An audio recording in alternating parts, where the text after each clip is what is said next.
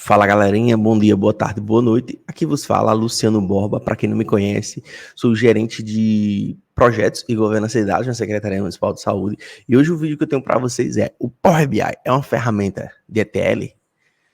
Certo? Antes de falar sobre o vídeo, certo? Eu gostaria que vocês curtissem, comentassem, se inscrevessem no canal, certo? Mais de 70% das pessoas que estão me assistindo não são inscritas no canal, me ajudem a bater a meta aí de 500 inscritos, certo?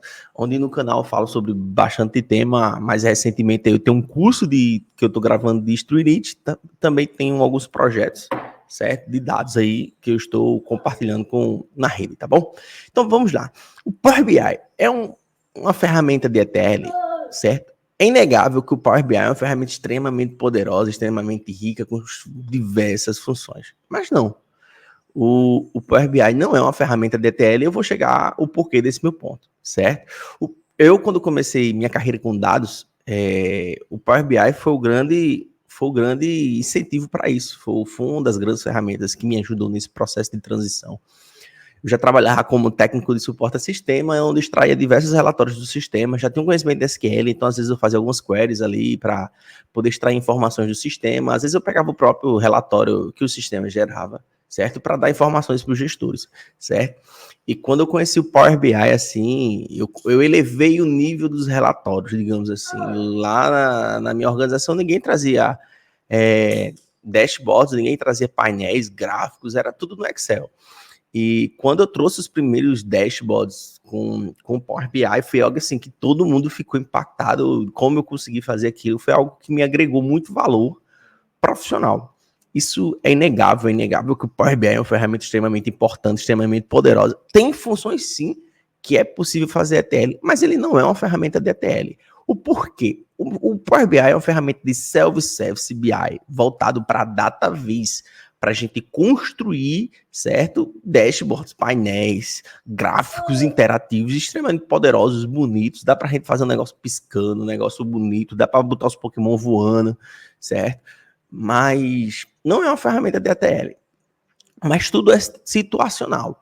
Como assim, Luciano? Quando eu comecei a construir relatórios com o Power BI, eu fazia relatórios com 10 mil linhas, com 20 mil linhas, e tu pegava todo um relatório ali em Excel, ou fazia uma query em SQL, que no formato flat table, jogava lá no Power BI, e era tranquilo de fazer todo um processo de ETL pelo Power BI, toda a extração ali, pegar pelo SQL, pelo Excel, toda a transformação, criar um monte de medidas, coluna calculada, e fazia uma maravilha e funcionava tudo perfeitamente, tá?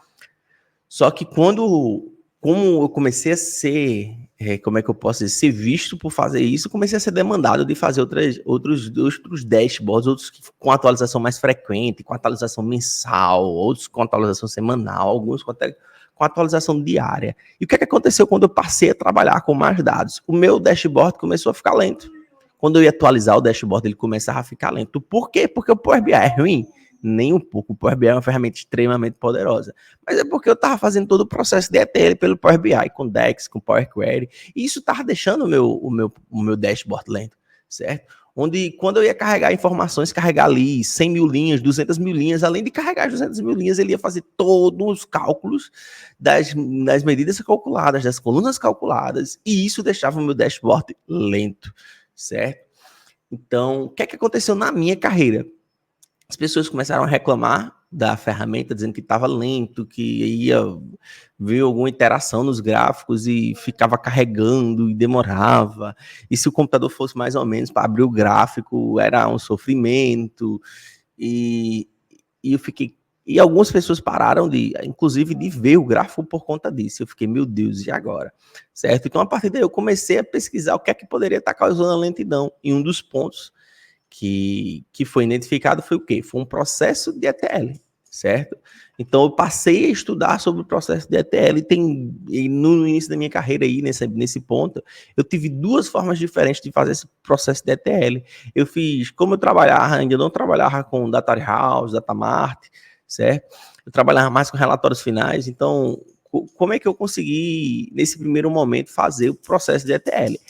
Eu fiz tanto pelo Pandas quanto pelo Pentaho, certo? Eu comecei a fazer pelo Pandas ali um processo de ETL numa tabela, no formato flat table, e fiz bastante transformações pelo Pandas, já chegar com as colunas calculadas, com as medidas, tudo ali dentro daquele data frame. E quando eu ia para o Power BI, meu Power BI era uma máquina, ele já estava com tudo pronto ali, ele só fazia demonstrar os gráficos, e era essencial. Lógico que a gente vai usar um DAX ou outro para algumas funções, para algumas comparações, mas quanto menos a gente usar, mais potente fica a nossa visualização, tá?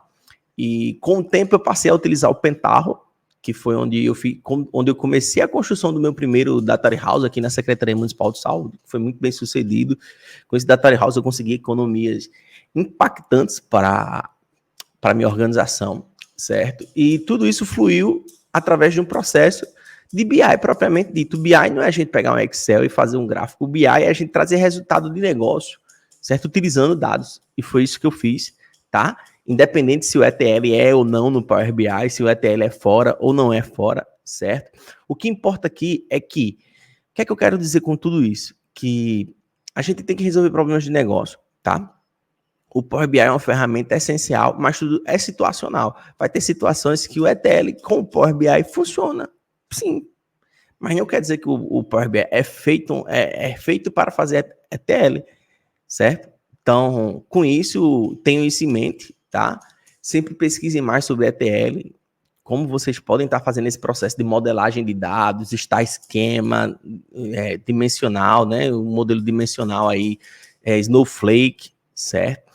Para poder estar atuando melhor, trazer mais desempenho dos dados. Nem sempre a lentidão do projeto é o servidor, é o Power BI ou é a ferramenta de DataVis. Muitas vezes a lentidão aí é a falta de ETL e a utilização de funções de DEX para poder compensar esse processo de ETL dentro do Power BI. Ele tem, mas minha visão pessoal particular, que não é interessante a gente estar utilizando, certo? Porque isso aí vai com o tempo, vai carregar, vai sobrecarregar o nosso dashboard e deixar a nossa apresentação lenta, nosso Power BI lento, e aí os nossos analistas aí dos setores de negócio não vão estar gostando de um painel lento, certo? E quando a gente faz um processo de ETL bem feito, faz uma demonstração bem feita desse processo de ETL, faz uma modelagem de dados bem feita, chega para o dashboard só com o produto final, certo? Já com o modelinho conectando no Data House, ou conectando uma flat table já bem tratada, com todas as colunas calculadas ali.